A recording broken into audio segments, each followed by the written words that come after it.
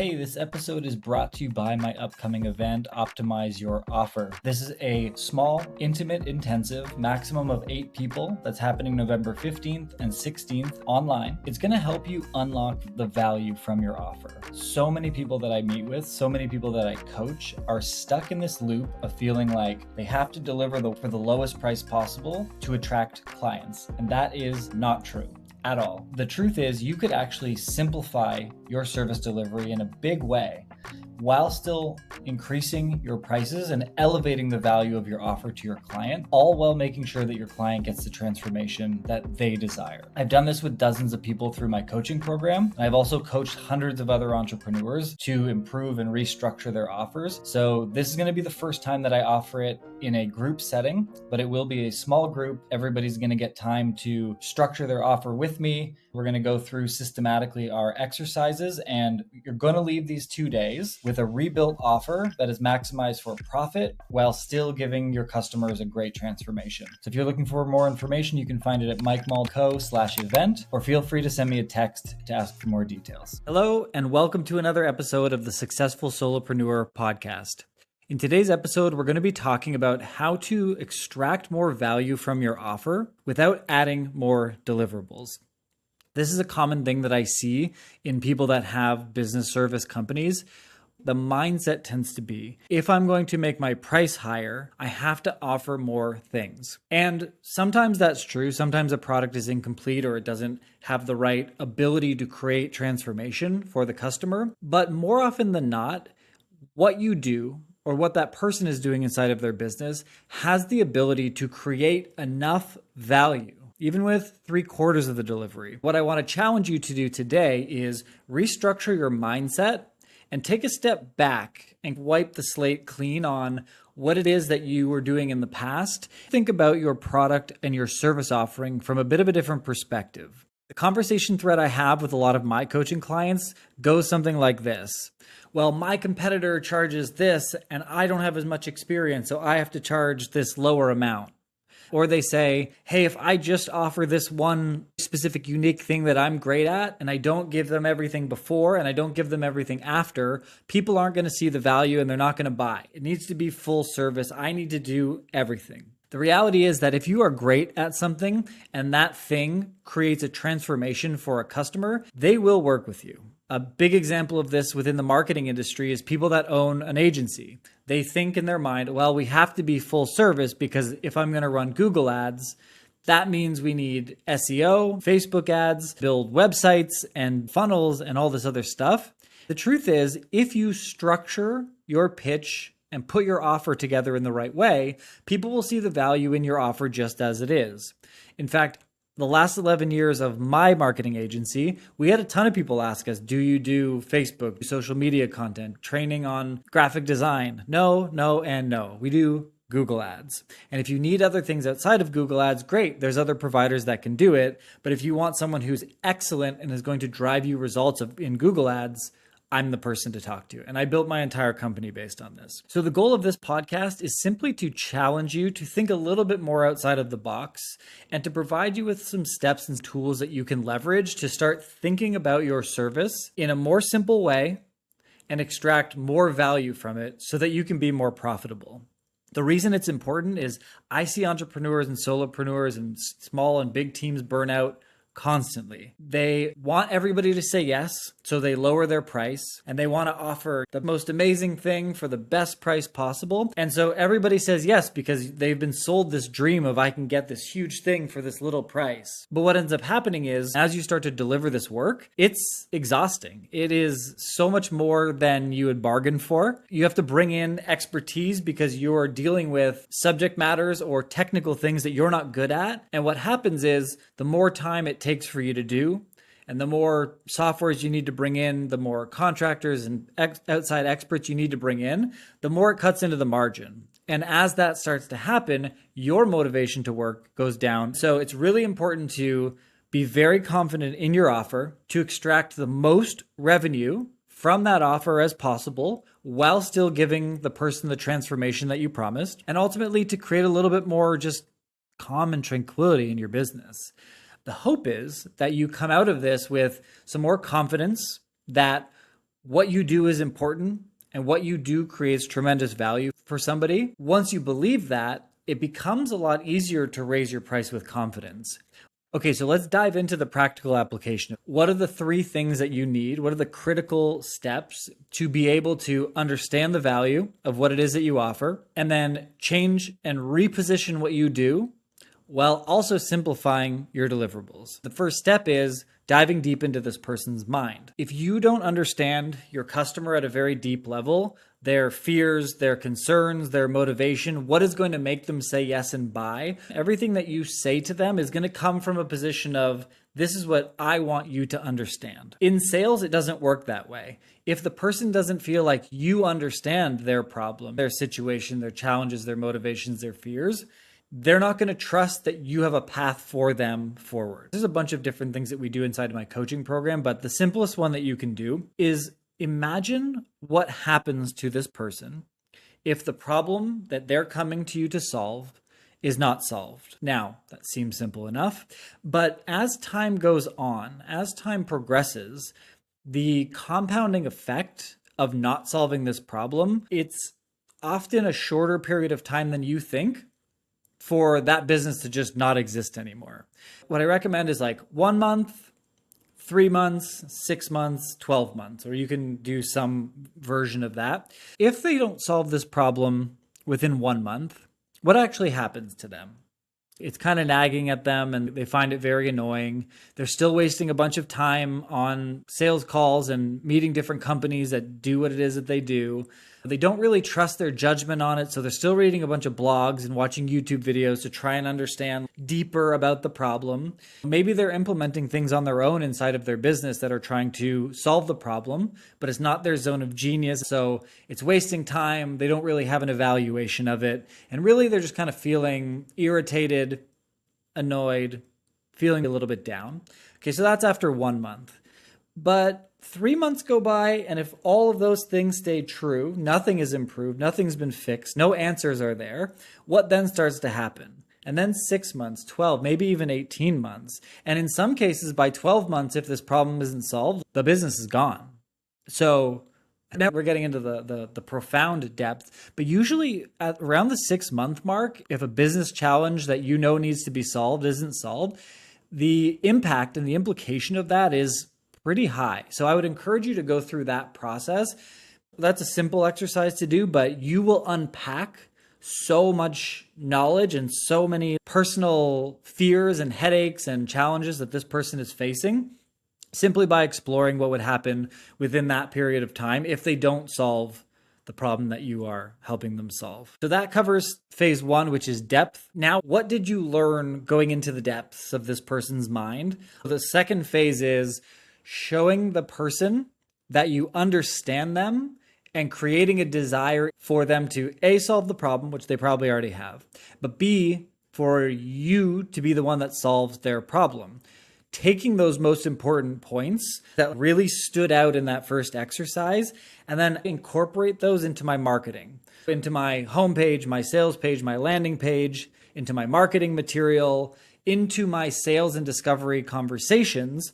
It's not always in a statement format. Sometimes it's in a question format. So if you unpack something where you're like, wow, I bet you that all my customers face the same fear, maybe you ask it in the form of a question in your actual discovery. What you'll find is when you're asking great questions that are tailored to them, to their specific situation, and when you're providing statements or case studies or examples of how you fixed it, or I had someone that was here and now they're here, and they can see themselves in this story, in this vision, they build this trust in you. You've now created desire for them to solve the problem and for you to be the person who solves the problem for them. And then the third and final step is direction. A lot of people think when they're pitching, they need to give all the bells and whistles. Like, we're going to do this research, and then we're going to put the research into this, and we're going to write ads, and we're going to start the ad account, or we're going to optimize things. Most customers do not care about the little steps that need to be taken to make this problem go away, to create the transformation from one place to another. But what they do care about is the fact that you have a proven process. The functional way of talking about this is you don't want to list 30 line items and tasks that you're going to do to complete the thing. Package this up into a 3, a 4, or a 5-step process. And each step of the process will answer how to get from the first one to the second one. And you're going to lead by expressing what they're going to get out of the step. Each one has to have an obvious transition, a door opening to the next step, but showing them that you have a step-by-step process, showing them that you have something that you've designed that's helped other people just like them go from A to B, starts to take away the risk factor, gives them the vision of like, oh, cool, like they already have a path forward. They already have a plan. They already have something that's going to get us here.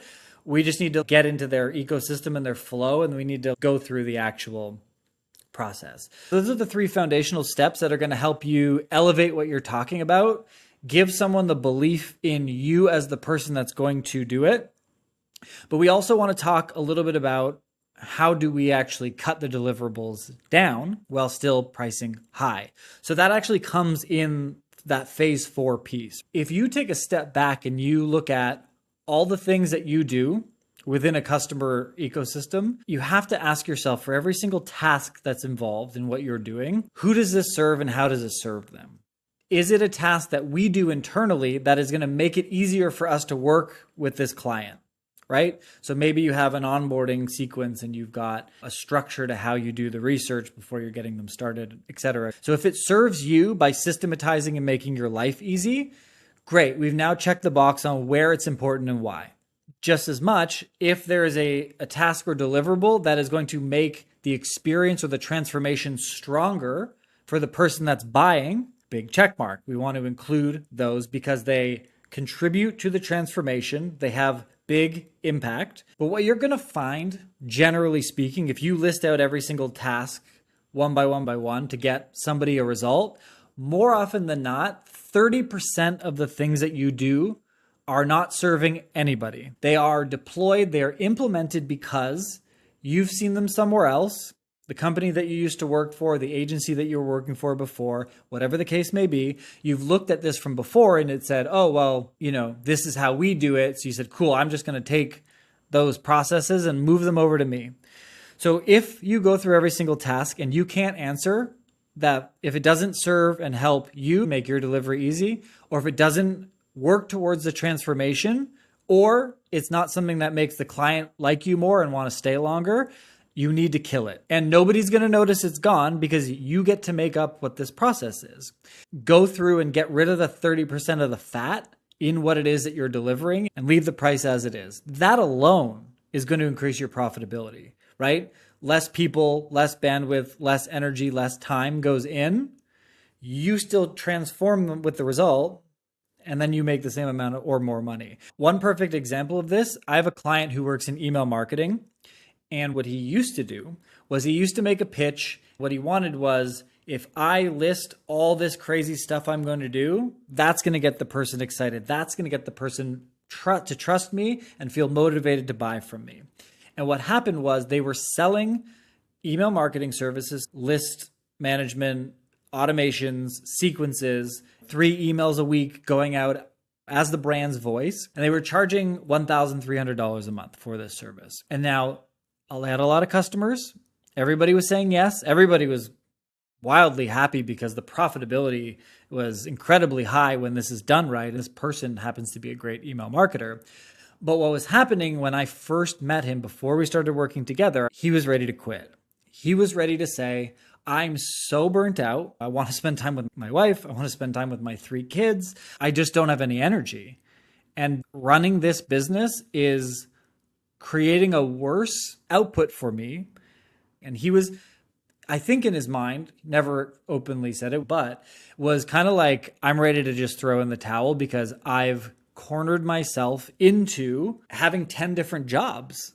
And the motivation to keep going was almost gone at that point. So what we did was we took a step back. We unpacked and understood what the person actually needed from us to get a great result, cut out everything else. Anything that wasn't serving our ability to work faster, easier, and better, or creating a transformation or a revenue result for the client was immediately cut. But what we also did is we took some time to look at the actual stats.